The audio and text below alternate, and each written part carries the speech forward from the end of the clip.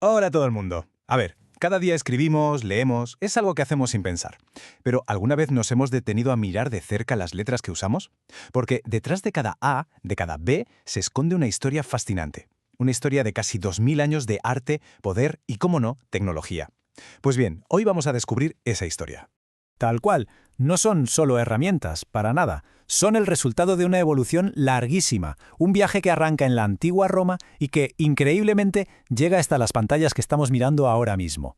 Y todo empieza aquí, con esta majestuosidad, la del Imperio Romano. Fijaos, estas letras no estaban pensadas para ser escritas, sino para ser talladas en piedra. Por eso tienen esa fuerza, ese aire de permanencia, ¿verdad? Son, ni más ni menos, la base de todas nuestras mayúsculas.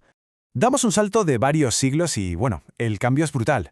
La escritura de repente se vuelve densa, llena de ángulos, casi como si fuera un tapiz.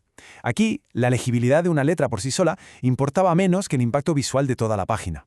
Y de esa densidad, casi oscuridad, volvemos a la luz. Llega el Renacimiento, y con él la búsqueda de la claridad, de la elegancia, de la rapidez. Esta forma de escribir tan fluida y ágil es una reacción total al estilo anterior. Pues bien, este es el viaje que vamos a hacer juntos. Venga, vamos a meternos en faena. Para entender de dónde venimos, tenemos que irnos al principio de todo, a la cuna de nuestra cultura escrita, la Gran Roma. Esta va a ser nuestra hoja de ruta, nuestro mapa. El punto de partida, claro, son las escrituras romanas. Además de estas capitales imperiales para los monumentos que ya hemos visto, desarrollaron otras versiones mucho más rápidas para el papeleo y las cartas del día a día. Ahora, ojo, que esto es muy interesante. Los romanos no se inventaron su alfabeto de la nada. ¿Qué va? Fueron unos adaptadores brillantes. Lo cogieron de los etruscos, que a su vez lo habían adaptado de los griegos, y estos, a su vez, de los fenicios. Es una especie de teléfono escacharrado cultural, una cadena de herencias que llega hasta hoy. Y entonces el imperio pagano cae y el cristianismo empieza a coger una fuerza imparable. Con esta nueva fe surgió la necesidad de tener una nueva escritura, una que se alejara de la Roma imperial y que, sobre todo, fuera práctica para la tarea gigantesca de copiar las escrituras sagradas. Y esa escritura fue la uncial. Y aquí la herramienta es clave para entender la forma. La pluma se deslizaba sobre el pergamino, y eso hacía que los trazos curvos fueran más naturales, más fáciles y rápidos de hacer que las capitales talladas a escuadra y cartabón. Así que la uncial se convirtió en la escritura oficial de la Iglesia, porque estaba optimizada para la claridad en esa tarea monumental de crear libros sagrados. Después de la caída de Roma, la escritura en Europa se convirtió en un caos. Se fragmentó en docenas de estilos regionales que a menudo eran imposibles de leer entre sí. Hacía falta poner orden. Y ese orden llegó de la mano de un emperador, Carlomagno. Es que esta es la pregunta del millón. Pensemos un momento. Si un monje en Francia no puede leer lo que ha escrito un monje en Alemania, el conocimiento se para, la comunicación se rompe y administrar un imperio se vuelve básicamente imposible. Europa necesitaba un reinicio caligráfico urgente. Y la solución fue esta maravilla. Carlomagno le encargó a su consejero, el erudito Alcuino de York, que creara una escritura estándar para todo el imperio. El resultado fue la minúscula Carolina. Su diseño es un auténtico prodigio de claridad y de eficiencia. Así que aquí está la clave de todo esto. Casi todo lo que hoy damos por sentado al escribir, las letras minúsculas, los espacios entre palabras, el uso de mayúsculas para empezar una frase, todo eso se estandarizó gracias a la minúscula Carolina.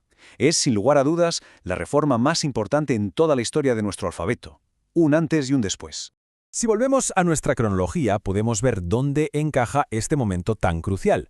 La era carolingia sienta las bases de la escritura para los siguientes 1000 años. De hecho, unificó culturalmente Europa de una forma que no se había visto desde los tiempos de los romanos.